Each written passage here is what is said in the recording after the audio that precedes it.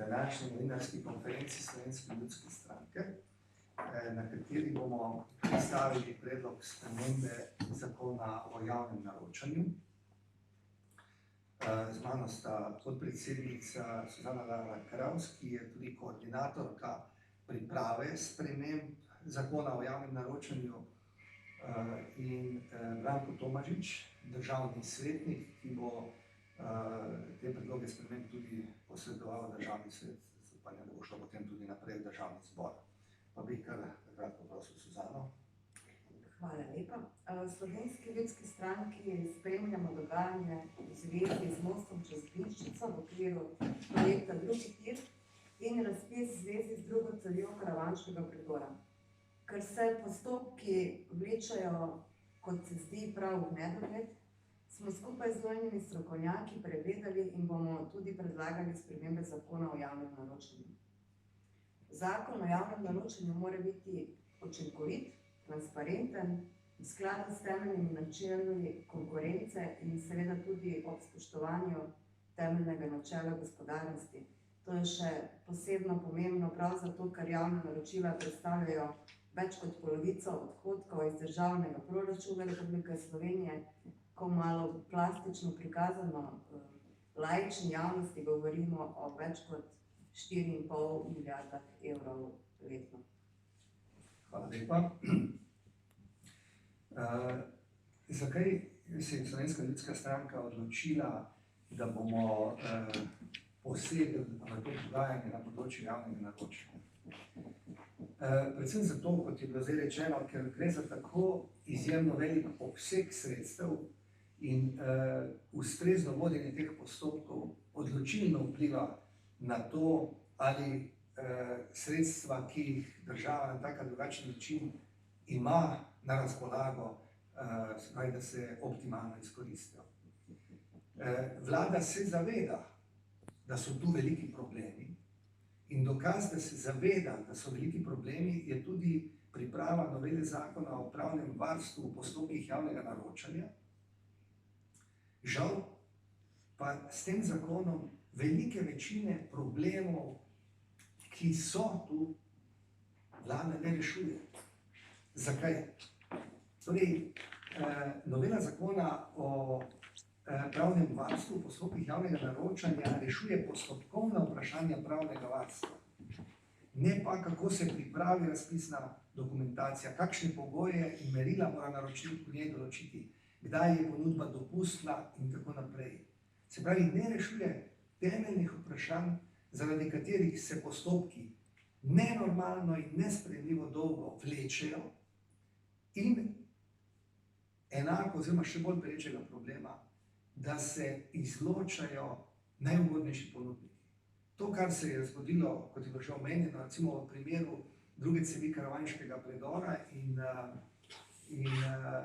mostu čez Glinščico v okviru projekta Drugi tir, je na nek način samo najbolj v tem trenutku jasno viden primer, oziroma sta najbolj jasno vidna primera, kaj se dogaja.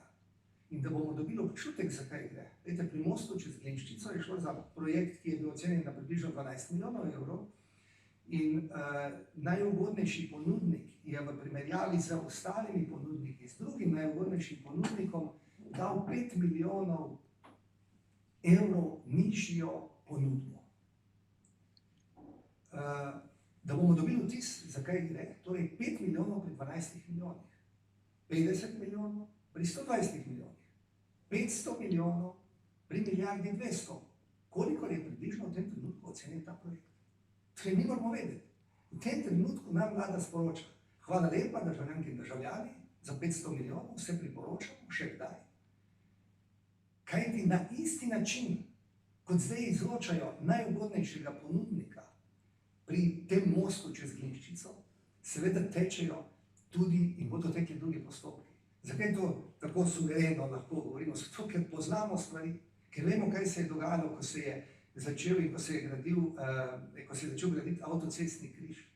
Zato je nujno potrebno, da zakon o javnem naročanju postavi popolnoma nedvoumne kriterije.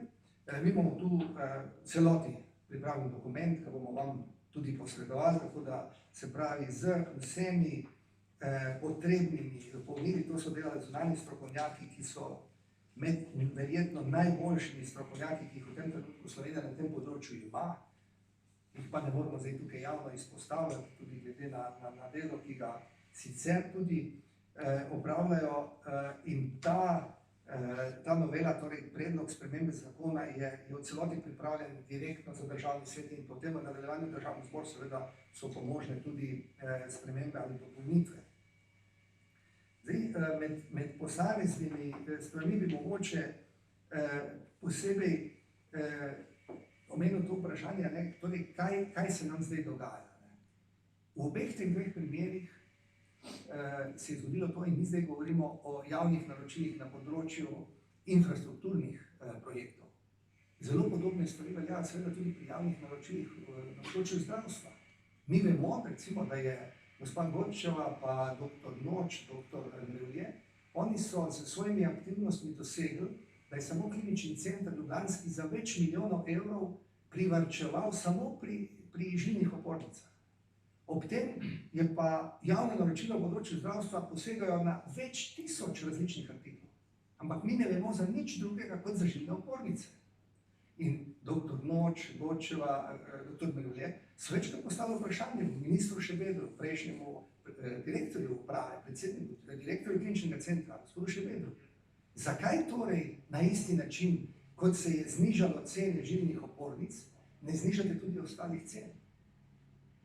Očitno zato, da tisti, ki so posredniki, ki enormno služijo, gre za desetine in desetine milijonov evrov. Se pravi, to so popolnoma transparentni podatki. Vi samo pogooglate in pogledate, po kakšni ceni v tem trenutku kupujejo artikle, ki jih rabijo bolnice na Finskem, v Švici, v Nemčiji, v Španiji, in potem, ko ugotovite, da je recimo na Finskem v povprečju 10%, 15%, različno, 5%, 0,5%, da so nižje cene kot pri nas, se postavi vprašanje, zakaj?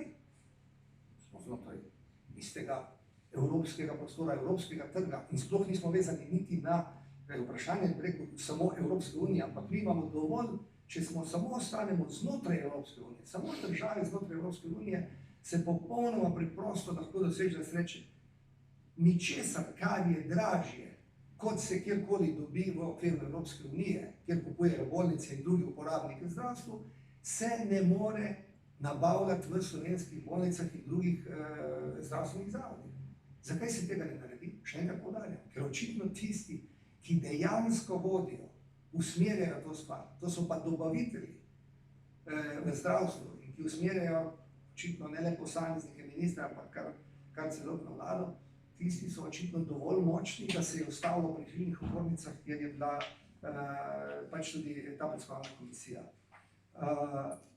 V primeru drugega tira, se pravi tega mostu čez Glinščico in v primeru druge cevi v Karavanškem predoru, je seveda vsak preprosto občan se vpraša, zakaj torej mi ne moramo graditi po isti ceni kot isti masiv v tem trenutku vrtajo Avstrijci? Zakaj bomo mi to plačali 50 milijonov dražje? Sej, preprosto mi rečejo, pa ne Avstrijci, ki so že skoraj tam na polovici, ne vrtajo naprej. In ko postaviš to vprašanje, in mi smo imeli zdaj pogovore z ljudmi tudi iz teh firm, privilegiranih v Sloveniji, ki branijo svoje argumente. Ja, pravi, veste, res je, da Avstrijci ob tem, da ceneje gradijo, dražje, bolje plačajo svoje delavce. Eno dodatna razlika bi morala biti.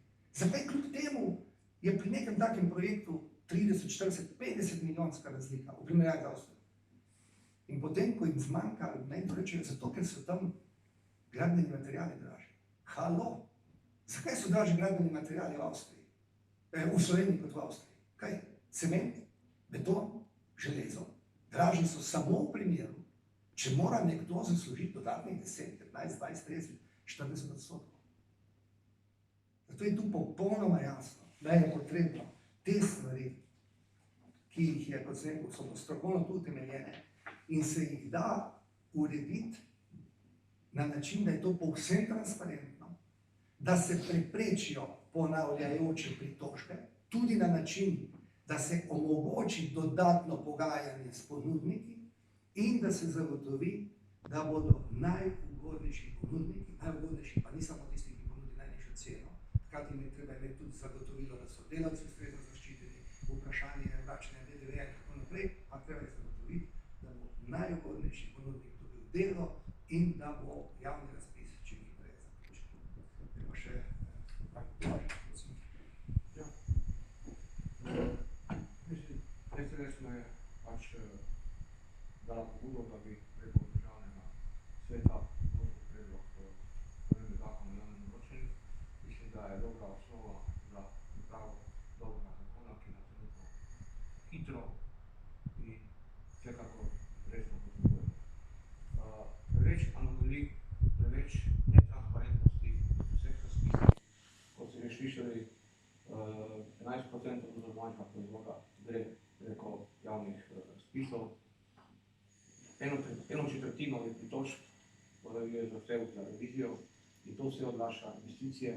In če bo naš predlog zakona tudi potrjen, da stvari hitreje stekla, ne pa da bomo čakali in da se bojo investicije izražale in tudi odmikale njihovo izgradnjo. To dela svojo gospodarsko škodo, na drugi strani, tako ste že slišali, veliko anomalij ali tistih, ki radi pijejo zraven, ki ne bi smeli biti, se pravi, naš davkoplačevalski denar porabljajo zase.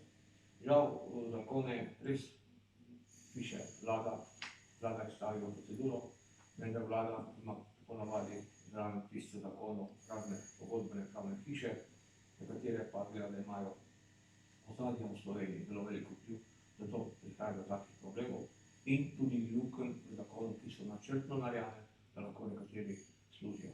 Pravi, moj namen je, da ta predlog spremembe zakona o javnem naročanju čim prej vložim v državni svet, da državni svet obravnava in ga da potem kot pobudo v državni zbor, ki je pa pristojen za sprejemanje te zakonodaje.